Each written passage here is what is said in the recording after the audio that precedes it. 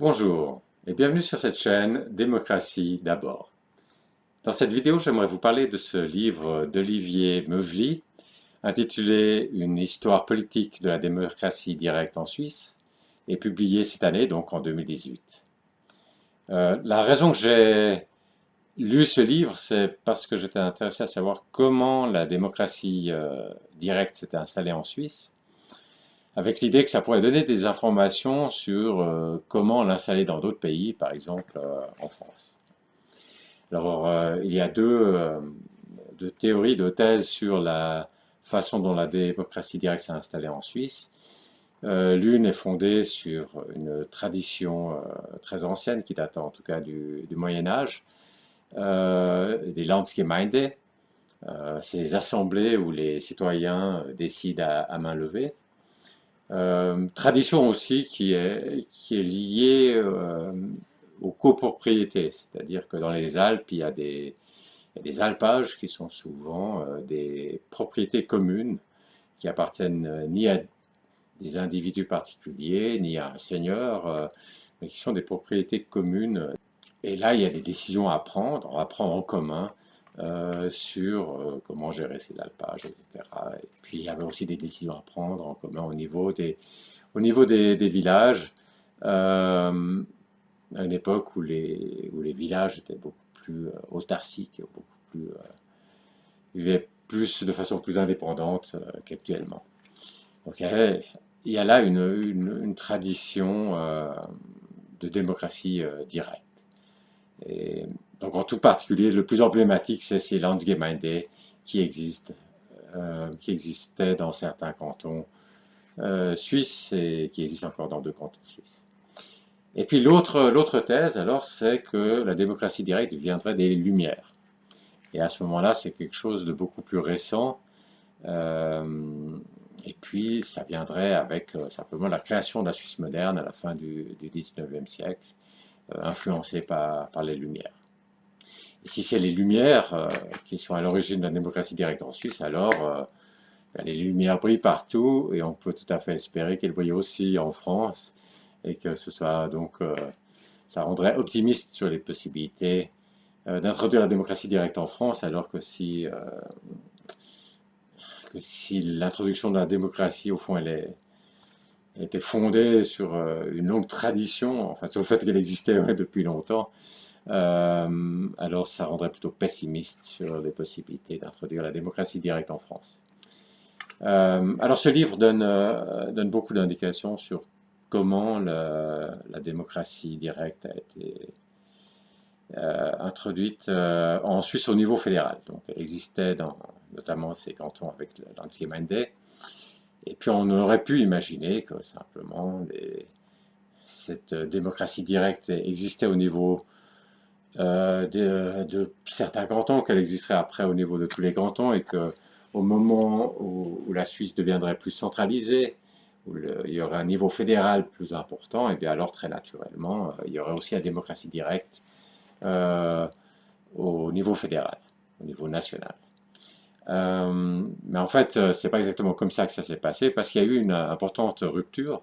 C'est-à-dire qu'en 1798, il y a des troupes françaises, des troupes du Directoire, qui envahissent la Suisse et qui veulent faire table rase du passé, euh, y compris des Landsgemeinde, donc y compris de la démocratie directe là où elle existait.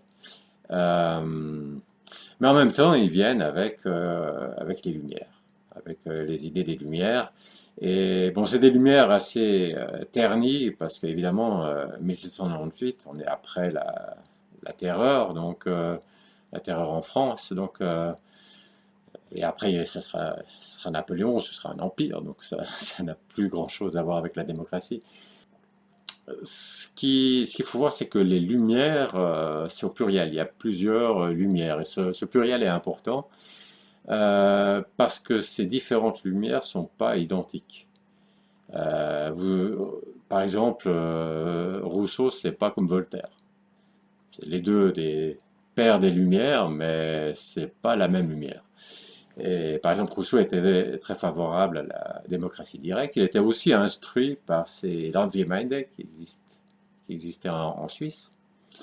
Donc on voit dans ce conflit, est-ce que ça vient de la Landsgemeinde ou est-ce que ça vient des Lumières? On voit que la Landsgemeinde, à travers Rousseau en tout cas, a influencé les Lumières. En tout cas, ce courant rousseauiste des Lumières.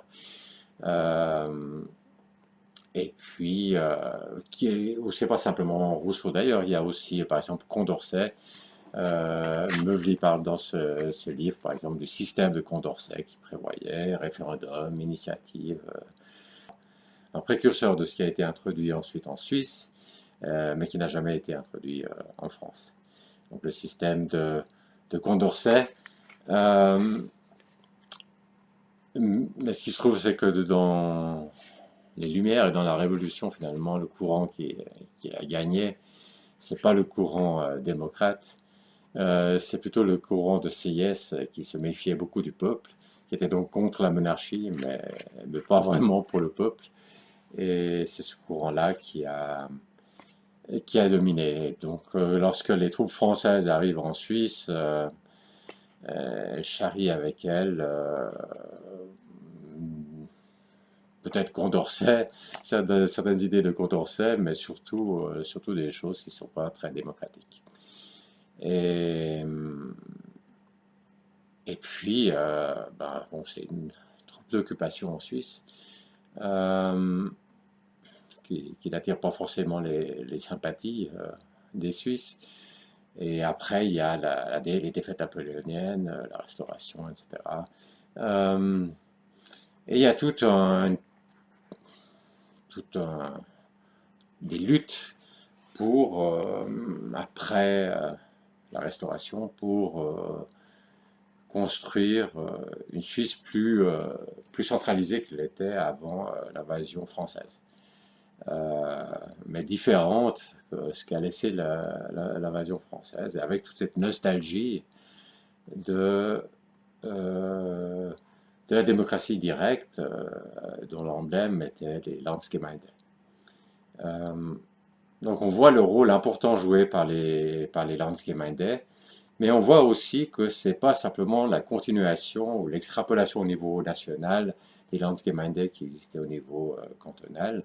Il y a eu une rupture et puis aussi une influence des bons côtés des Lumières, c'est-à-dire qu'il y avait des mauvais côtés, mais il y avait ce côté rousseauiste, ce côté Condorcet, qui a aussi été source d'inspiration pour la démocratie directe suisse au niveau national et qui a permis de faire le système qui existe actuellement, alors que l'ancien système, disons le système des Landsgemeinde, n'aurait pas pu être introduit au niveau national parce qu'il y a simplement beaucoup trop de monde en Suisse. La Suisse est un petit pays, mais il y a beaucoup trop de monde pour réunir tous les citoyens sur la place fédérale et puis prendre les décisions comme ça à main levée. Donc, donc c'était très important au fond de changer de système, en tout cas au niveau fédéral, de changer de système et de plus être dans le système des Landsgemeinde et de passer à ce système de référendum d'initiative citoyenne, ces choses-là. C'est souvent quelque chose d'ailleurs qu'en France, ceux qui disent que oui, le système qui existe en Suisse ne serait pas possible en France, en général, je pense qu'ils doivent avoir en tête les Landsgemeinde. Et je ne sais pas comment exactement ils imaginent que les Suisses se réunissent tous sur la place fédérale. Ils doivent penser que la Suisse est plus petite que ce qu'elle est actuellement. Enfin, actuellement, c'est plus que 5 millions de citoyens.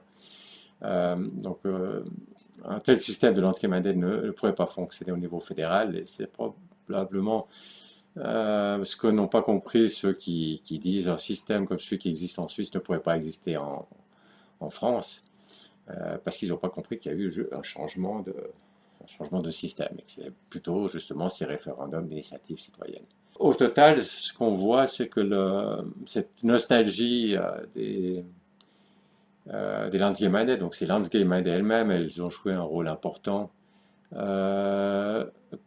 pour l'introduction de la démocratie directe au niveau fédéral en Suisse. Son introduction au moment de la création de la nouvelle Suisse, une Suisse beaucoup plus centralisée qu'avant. Mais quand on regarde ce livre, on voit que le chemin des bidons, dans une autre vidéo je parle de chemin des bidons, c'est ces propositions comme le référendum d'initiative partagée qui existe actuellement en France. Je dis c'est bidon parce que c'est pas réellement un référendum d'initiative citoyenne. Mais on peut quand même mettre les bidons sur les autres, des meilleurs bidons sur le bidon précédent, et finalement aboutir à quelque chose d'assez bien. Donc ce chemin des bidons est praticable. Et quand on lit ce livre, on voit qu'au niveau suisse, finalement, au niveau fédéral, ce chemin des bidons a quand même, c'est quand même le chemin par lequel on a dû passer pour arriver à une démocratie directe au niveau fédéral. Donc, bon,